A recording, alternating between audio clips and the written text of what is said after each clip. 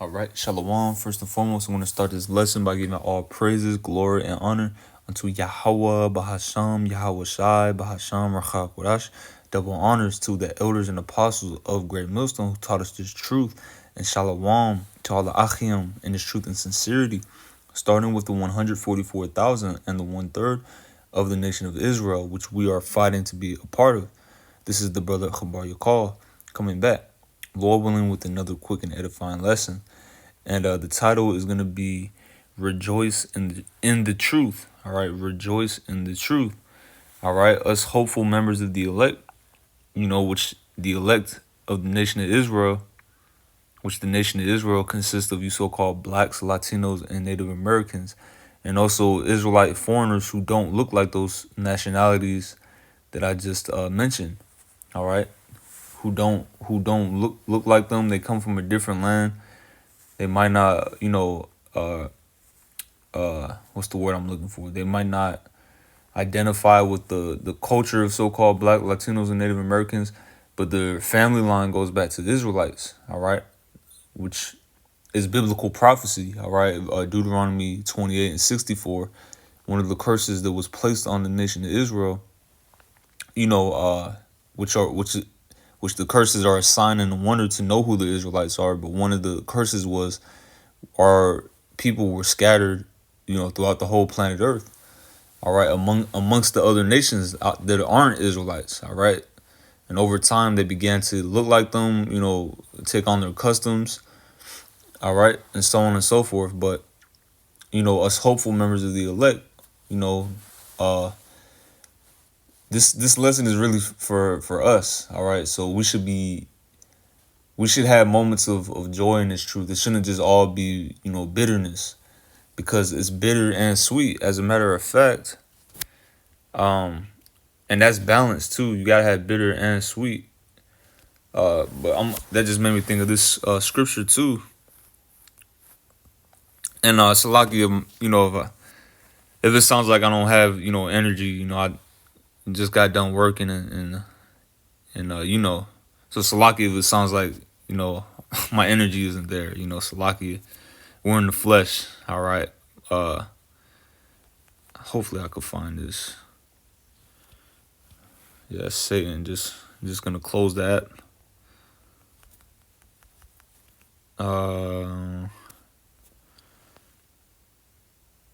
It's a lot of scriptures going into this actually.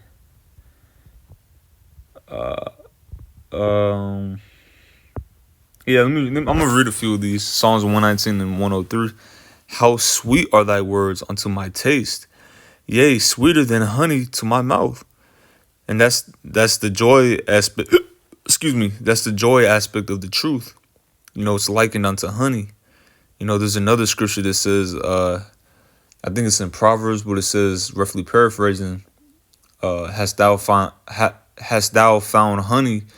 Eat so much as is sufficient unto thee, or else you'll vomit it up. Something to that effect. Roughly paraphrasing, because this truth is likened unto honey, but it's balanced though. You can't be too much into the honey. Which the honey represents.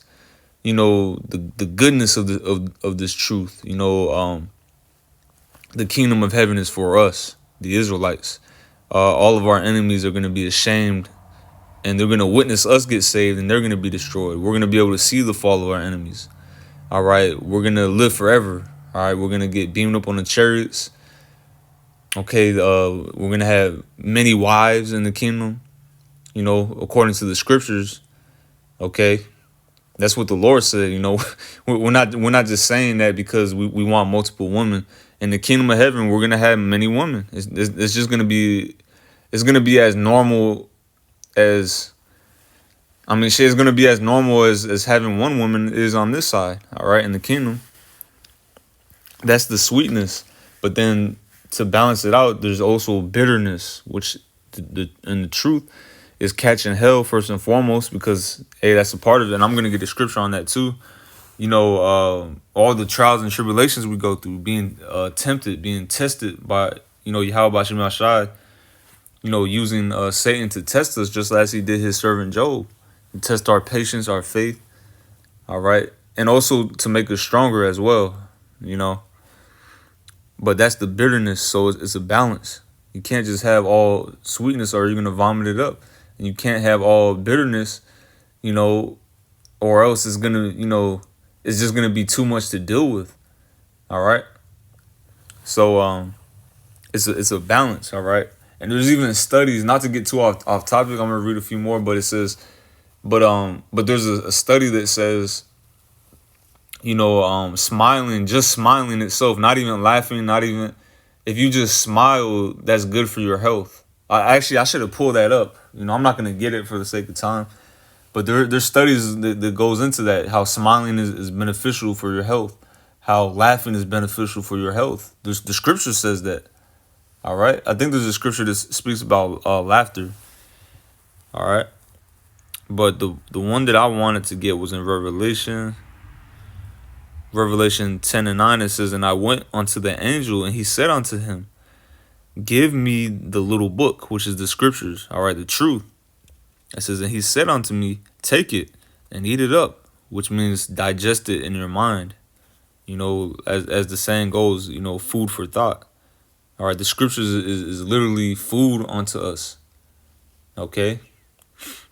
It says, that's why YAHAWASHI said, "Man shall not live by bread alone, but by every word, by every word that proceedeth out of the mouth of Yahawah, Bashim YAHAWASHI." YAHAWASHI said that, but it's likened unto sweet food, all right? Well, sweet and bitter food. It's going to go into that. He said, "Eat it up, and it shall make thy belly bitter, but it shall be in thy mouth as sweet." It's like it shall be in thy mouth sweet as honey. Because right when you put it in your mouth, when you putting it in your mouth is like when you take your first bite of this truth, when Yahawah Bashim Yahshai first leads you to this truth, because Yahawah himself as the one who actually draws us to YAHAWASHI. He draws us to the truth, okay, to the word, which is YAHAWASHI. Yahawah called us into this truth, Lord willing to be chosen. But that's the sweetness, because you're learning all these new things that you never heard before. I'm an Israelite. I'm the chosen people. I'm supposed to be above these other nations. I'm special. What? Imagine your whole life. You're just like a normal American your whole life, and not knowing nothing, and then you find out you're God's chosen people. That's sweet. If that ain't sweet, you're a demon. All right, I don't know what is if that's not sweet. That should make you start dancing. All right, when you find out you're an Israelite. Okay, which speaking for myself, personal testimony. When the Spirit really hit me and I realized that I was an Israelite, I literally, the first thing I did was go into the bathroom in the mirror and start dancing. I'm a straight up say it. That's the first thing I did, man. I started dancing in the mirror, But that's the sweetness. But then when you start digesting it, that's why it says it shall make thy belly bitter. Because once it goes down the esophagus, down to the stomach, and it starts digesting, then that's when the bitterness comes in. Damn, we're in hell. We're in Babylon the Great. Damn, we're in the land of our enemies. That the wicked is ruling over me. Esau, Edom is controlling this world. That's when the bitterness starts coming in. The chemtrails, the GMOs. Start learning all these things. Everything is being polluted. Everything is out of order. Women are out of order. Children are out of order. Everything is just out of order, man. All right. There's moles. Momo. The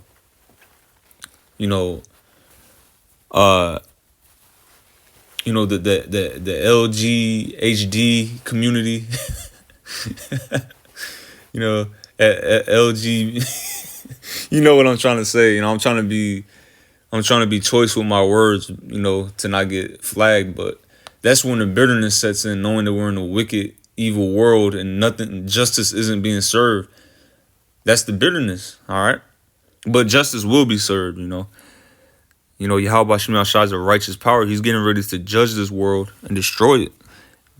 All right, verse 10. And I took the little book out of the angel's hand and ate it up, and it was in my mouth sweet as honey.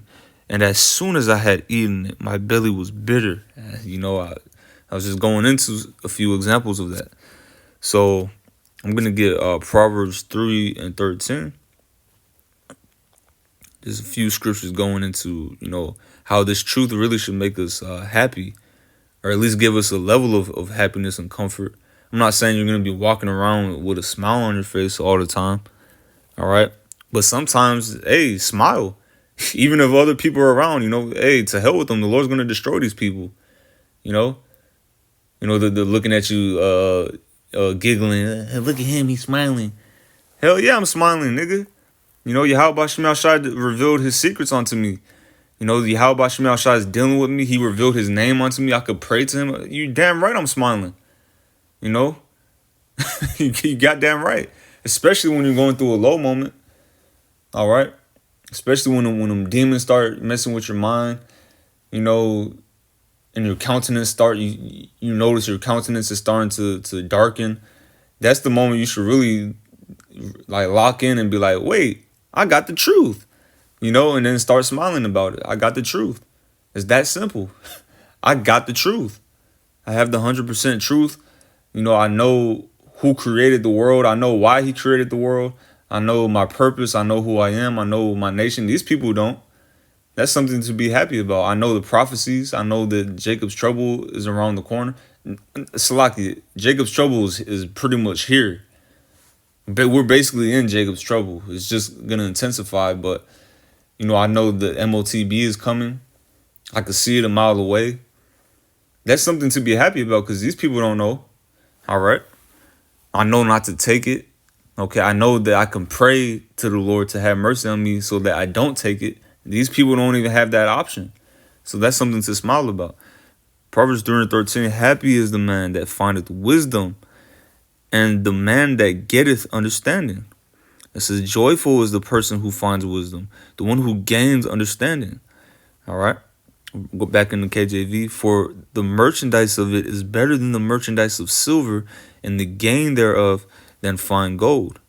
She is more precious than rubies, and all things thou canst desire are not to be compared unto her.